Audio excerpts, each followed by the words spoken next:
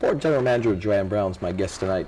Joanne, let's talk about what's happening down the port. And I know there's, again, some cases that are in court at this point, and I'm not going to ask you to talk about that, but there are definitely some challenges down the port.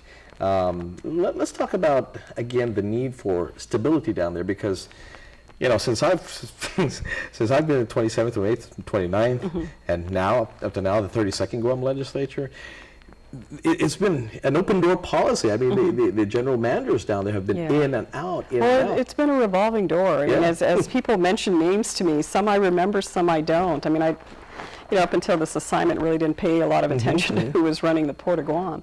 But I've heard there have been like 10 general managers in the last 11 years. Last 11 Probably. years. That's a pretty high number. I mean, you used to wonder about DOE, but I think the port probably has exceeded DOE with regard to that leadership issue. And it's unfortunate. I don't know all the reasons or circumstances. Fortunately, however you may look at it, I've been given this assignment to take over this current capacity. But understanding, and I see it in the employees. I see hesitancy, apprehension. Sure.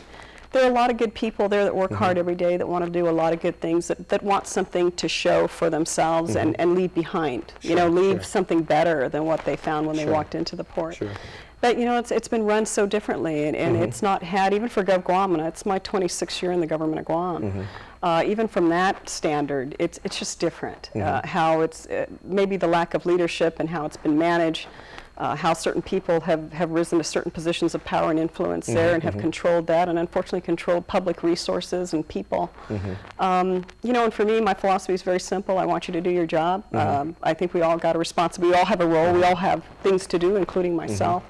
Let's just do the best job we can. I was talking about this in my radio show when all these things came up about personnel down there and the alleged things that happened down there.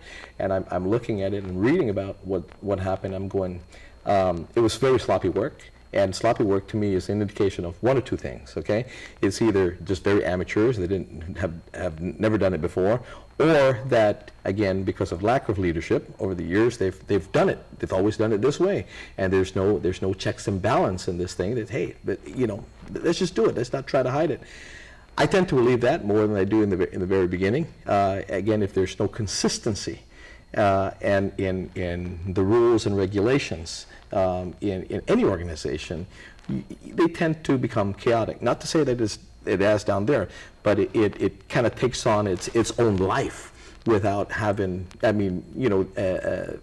dictating where it should go or how it should go. Well, I can't comment again on those particular cases, but I think having accountability and transparency can clean up a lot of that process, and certainly the board has pretty much tasked that to happen. There's a lot of things now we have to go back and essentially show them with some level of confidence where we're at, what authorities we need, and that we're responsible with those authorities we've been given. At the end of the day, we have to be accountable for the work that we do. There's a growing public expectation, and that having been in public life for a number of years. The people of Guam own the Port of Guam. It's not owned individually by me or anybody else or anybody who works there who thinks that they can control that process. And I think as long as you have that transparency, it makes it a little more difficult for people who don't want to walk a straight line to do what they have been able to do in the past. And so certainly for the time I'm there, I'm going to want to see it run as effectively and efficiently as possible. I think there's a lot of support areas where the people that do the real work, the hard labor that actually happens out there every day, need a lot more support. I mean, we're supposed to be thrilled that they get safety shoes. I mean, that's a standard requirement. Getting a bottle of water while they're out there during a hot day. The port is like a $40 million operation, and when you can't, and you walk in and you don't see those most basic of things being taken care of, and taking care of the people that really generate the money, priorities are backwards, and they need to be shifted, and it's not easy to do it. I mean, things have been running a certain way for a long time, and there's an assumption that it isn't going to change. Now, let me ask you. You just mentioned a $40 million operation. Are we bringing in excess of that to as run as a business as something that's profitable? I think there's more work that can be done to do that, and there's greater need. I mean, the fact that we're having to go out and borrow money just to take care of not day-to-day operations, but the infrastructure that we need, the equipment that we need.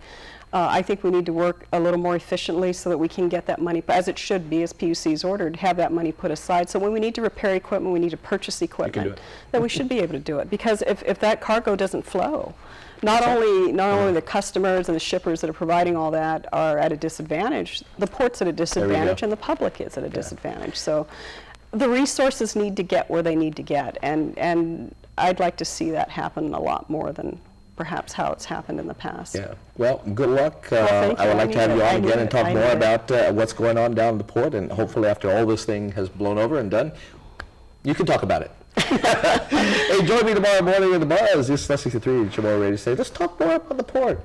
Or what else you want to talk about? Talk to you tomorrow. Good night.